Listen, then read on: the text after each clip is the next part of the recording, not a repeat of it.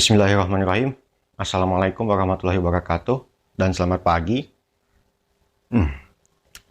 Berjumpa lagi bersama gua Raza PK Putra di channel Maliun Tinuvu Vlog. Semoga yang nonton video ini sehat selalu, dan yang lagi kurang sehat semoga cepat diangkat penyakitnya. Amin ya rabbal alamin. Hari ini temanya itu sekarang tanggal 13 Desember 2022 baru jam 8 pagi. Hari ini temanya itu seperti yang kalian lihat di thumbnail. Gua akan menjelaskan suka duka punya motor bebek yang susah laku. Padahal punya beberapa potensi kalau mau dikembangin lebih jauh. Dan motor itu adalah Vega Force, Yamaha Force 115 Fi tahun 2013. Nah, sebelum gue jelasin kelebihan dan kekurangannya, gue mau jelasin sedikit dulu untuk latar belakangnya. Sepertinya itu untuk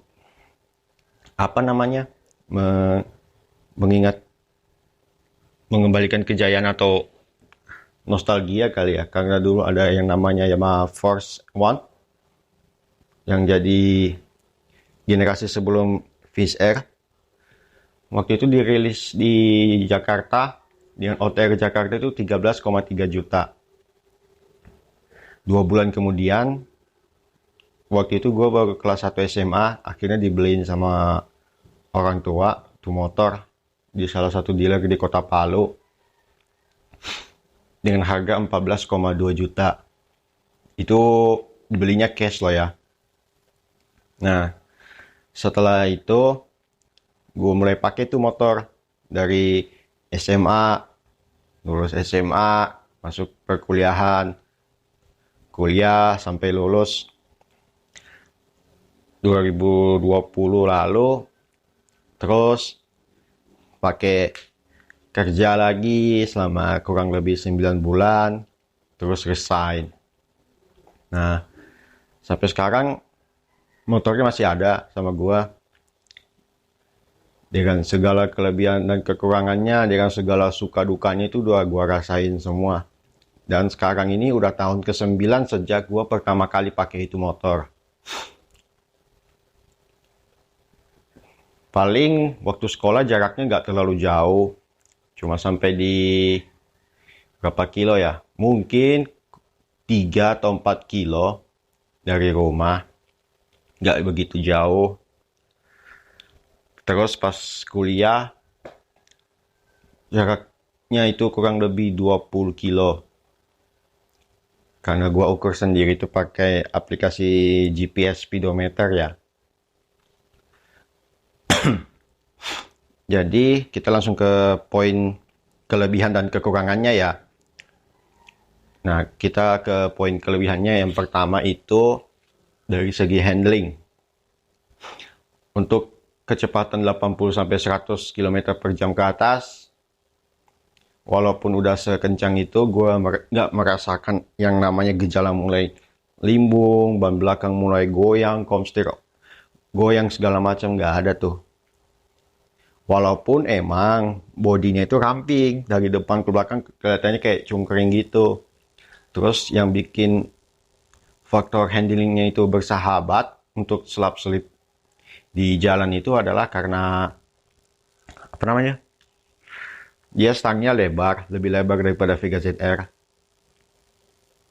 Nah, yang kedua, untuk tingginya motor itu sendiri, gue lupa tingginya berapa mili. Nanti gue sampai kasih gambar spesifikasinya di video ini ya. Untuk tinggi badan gue kurang lebih 178 cm. Tingginya cocok sih. Makanya dari awal pemakaian itu gak pernah diceperin motornya. Soalnya kan cuma gue yang pakai. Faktanya emang jarang yang ada yang minjem itu motor sih. Balik lagi untuk selap-selip, dia gak ada gejala mau limbung. Masih pede lah. Kemudian faktor ketiga yang menjadi kelebihannya itu adalah mesin.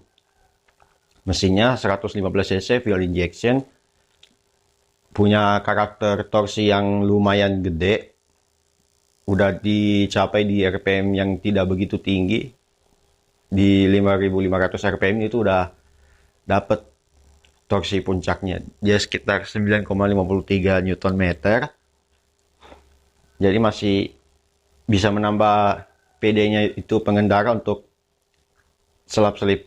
Maksudnya kayak nyalip kendaraan yang lebih lambat, kayak nyalip truk, nyalip kontainer. Asal pintar ngoper giginya aja sih. Yang keempat, masalah irit borosnya itu sebenarnya bisa dibilang irit sih. Kalau misalnya dibawa santai. Cuman karena gaya berkendara gue yang kadang-kadang suka pecicilan, suka selap-selip, jadi ya agak boros sih. Walau settingan injektornya, CO-nya itu gak pernah gue otak-atik. Paling cuma setel langsamnya doang sih. Gue setel sendiri. Mungkin itu bisa berpengaruh juga sama irit borosnya bahan bakar. Selain itu, faktor lainnya itu irit borosnya adalah karena tergantung tangan kita. Tangan kanan kita cara ngegasnya gimana. Kalau tangannya santai-santai aja mah, itu bisa lebih irit lagi. Ada kalau klaim dari tes resminya yang pernah gue baca di internet dulu itu, dia bisa sampai 1 liternya bisa 52 kilo untuk jarak tempuhnya. 52 km itu udah lumayan jauh loh. Bisa dihitung dua kali PP dari rumah ke kota Palu. Kalau ke arah Palu kan udah 25 kilo kurang lebih. Pulangnya 25 kilo. Itu pun kalau tangannya santai-santai aja ya. Gak suka ngebut, itu bisa lebih irit lagi. Bahkan mungkin bisa lebih dari 52 kilo. Yang kelima, kalau soal utilitas, itu bisa muat beberapa barang sih. Kayak misal lo yang suka main futsal, bisa tuh muat sepatu futsal di sana, atau yang main sepak bola bisa main sepak bola. Yang sepatu bolanya bisa masuk tuh di dalam bagasi, atau jas hujan bisa masuk sama beberapa barang lainnya, kecuali helm, karena helmnya ya bukan, bagasinya bukan untuk muat helm sih, kecuali kalau motor lo itu NMAX atau Aerox atau mungkin Lexi. Nah, itu baru benar bisa muat helm. Selebihnya ya biasa-biasa aja sih motornya. Kalau dari desain, body itu bukan desain yang begitu agresif sih menurut gua. Tapi gua gak bilang jelek juga sih. Selebihnya itu masalah selera sebenarnya. Di tahun 2013 itu strippingnya, untuk desain strippingnya sendiri tuh bisa dibilang keren loh. Sampai sekarang kayak beda sendiri. Tapi makin lama makin tahun desainnya strippingnya itu makin lama makin simple. Sebenarnya sih gue gak mempermasalahkan. Gak perlu yang ribet-ribet. Itu pun belum tentu juga kalau mau bikin desain yang agresif, sporty begitu untuk ukuran motor bebek low entry. Belum tentu juga disukai sama pasar. Toh buktinya sekarang juga tersisa 2 warna doang untuk tahun 2022 ini. Merah sama hitam doang. Kalau 2013 dulu itu bisa sampai muncul 4 warna untuk varian elegance yang lebih kalem strippingnya. Dan varian sporty itu bisa sampai 3 warna. Dan yang paling uniknya di zamannya itu yang kayak gue punya itu putih, kombinasi hitam dengan biru. Nah, sekarang untuk poin kelemahannya apa ya? Lumayan banyak sih sebenarnya. Pertama, itu gearset. Gearsetnya itu kalau yang orinya menurut gue gak tahan lama. Dia itu selain rawan kendor, cepat kendor, juga bisa sampai dorceng rantainya, kendor kenceng, bahkan sampai bengkok juga rantainya. Jadi biar setel gimana pun juga, ya tetap gitu aja rantainya bengkok. Jadi akhirnya sampai pernah dipotong 2-3 mata, baru agak mendingan deh. Tapi tetap aja gear belakangnya itu yang cepat tajam, cepat aus, jadi harus diganti lagi yang baru. Kemarin pernah pakai merek apa namanya, NPP, dengan ukuran yang sama, cuman gear belakangnya yang nggak tahan. Tapi kalau rantai sama gear depannya masih bagus. Dan akhirnya sekarang gue pakai merek Coho. Gue lupa pasang gear merek Cohonya di bengkel itu kapan. Tapi sempat gue pakai kerja sih, dan itu masih tahan sampai sekarang. Gear belakangnya masih bagus, rantainya juga jarang kendor, dan gear depannya juga masih bagus. Cuman agak kotor aja sih. Kalau mau bersihinnya juga, itu harus buka penutup gear depan dulu. Yang kedua, karakter mesin balik lagi. Kalau untuk selap-selip emang pede. Cuman kalau mau ngejar power di RPM atas, sepertinya motor itu tidak direkomendasikan deh. Karena sebenarnya torsi yang besar di motor itu didukung dengan final gear yang gue berani bilang itu terlalu besar untuk ukuran motor bebek. Biasanya kan gear belakangnya 36, 37, atau 38. Ini malah gear belakangnya 41 mata loh. Untuk motor 115cc, gear belakang 41 itu udah gede loh. Lumayan gede. Jupiter Z1 juga sama. Gear belakangnya 41, cuman beda di gear depan doang. Kalau di motor Force sampai Vega Force itu 14 mata untuk gear depannya. Kalau gear depannya Jupiter Z1 itu 13 mata. 1341 dengan 1441 itu hasil performanya beda loh. Kalau Jupiter Z1 kan lebih mengejar ke performa. Kalau Yamaha Force itu lebih ke torsi. Makanya dia kalau Force FA itu enaknya di akselerasi awal sama kalau lagi nanjak. Itu nanjaknya enak banget loh. Tanjakan yang agak lumayan curam, dari yang gua rasakan sendiri itu masih enak nanjak di gigi 2. Biasanya kalau motor lain kan mau nggak mau harus ke gigi 1 atau ancang-ancang dari bawah gigi 1 harus ngebut dulu baru oper ke gigi 2. Itu pun syukur-syukur kalau nafasnya masih nyambung ya. Maksudnya kayak kalau begitu dioper ke gigi 2, takutnya bisa-bisa aja ngeden, nggak kuat nanjak lagi. Kalau di motor gua, asal gasnya bener aja mainnya, pengaturannya itu bisa masih santai aja kok nanjaknya untuk Force FI ini. Kelemahan berikutnya, ukuran tangki. Ukuran tangkinya itu cuma 3,9 liter waktu awal rilis. Terus pas masuk Vega Force, versi facelift-nya lagi, setelah gua baca speknya itu naik dikit sih, jadi 4 liter.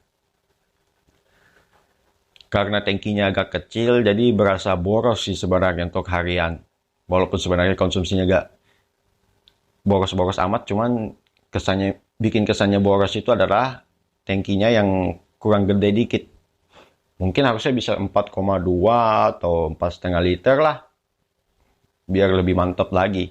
Jadi walaupun dia emang bisa dibikin irit, tapi kalau tangkinya menyesuaikan juga sih lebih bagus lagi.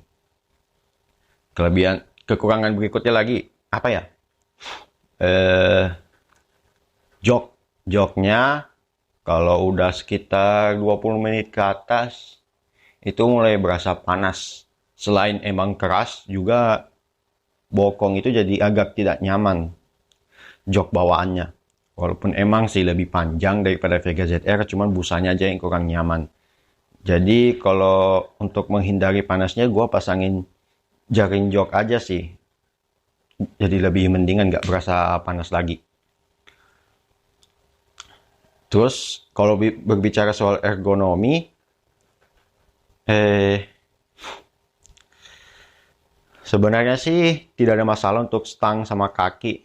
Cuman bokong gue yang suka turun ke depan, dia agak licin. Apalagi sejak ada jaring joknya, kelemahannya dipasangin itu, jok sering luncur ke depan, agak merosot gitu. Karena gue harus menyesuaikan juga dengan kaki gue yang panjang. Jadi bokong gue itu harus duduk di lekukan joknya baru nyaman. Itu pun ya tetap aja licin, turun lagi ke depan. Harus mundurin bokong lagi ke belakang. Intinya titik yang paling nyaman itu justru di lekukan joknya. Ya, masih agak lebih nyaman. Revofit yang pernah gue tes waktu itu sih, nggak ada keluhan apa-apa, udah pas. Kalau di motor itu mungkin harus disesuaikan lagi joknya, motor gue itu. Selain busanya sepertinya emang harus diganti busanya dengan yang lebih empuk, juga posisi lekukannya itu mungkin harus disesuaikan lagi sih. Karena kaki gue panjang, jadi bokong gue harus agak mundur ke belakang. Soalnya kalau agak maju ke depan dikit, kaki gue jadi gak nyaman. Iya. Kayak agak menekuk itu jadi kurang nyaman, kurang rileks kalau di jalan. Kekurangan berikutnya itu di persneling. Maksudnya bukan persnelingnya sih, tapi di gearboxnya. Dia kadang kalau ngoper saat gigi satu ke dua, kadang dia gak mau masuk. Nanti diinjek sekali lagi baru dia mau masuk. Walaupun itu jarang terjadi, tapi tetap aja jatuhnya jadi mengganggu. Karena apalagi di downshift dari gigi 4 ke gigi 3 misalnya, atau 3 ke 2, kadang dia gak mau ngoper. Yang lebih resenya lagi tuh, kalau gigi 1 ke 2, kalau gak ngopernya bukan gak benar, dia emang kadang suka gak masuk. Jadi motornya dikira udah masuk padahal enggak. Jadi motornya mesinnya teriak dulu, kita injek lagi, baru mau dia masuk ke gigi 2. Dan anehnya itu dari pertama kali gue pakai selalu begitu. Problemnya sama aja. Dari motor masih baru aja udah begitu problemnya. Kayak kesannya mengganggu banget sih. Jadi kita harus injek bener-bener. Mungkin apalagi kalau gak mau masuk mungkin karena gak kena aja sih. Gak berasa mentok sampai ke bawah. Diinjek sekali lagi baru dia mau masuk. Mungkin yang lain juga ada mengalami problem yang sama. Terus kekurangan berikutnya koplingnya. Koplingnya sih emang lebih bagus daripada Jupiter Z1 yang masih diafragma. Lagian aneh-aneh aja sih. Spek power lebih jos tapi koplingnya masih kayak Vega ZR. Kalau di motor gua kan koplingnya ada, kampasnya kan ada 4. Cuman kalau setelah sekian lama, kalau kampas koplingnya udah mulai aus, itu ngengkol motornya jadi berasa lost doll kalau gua bilang. Dia gak nyangkut seperti dulu sih, waktu masih baru.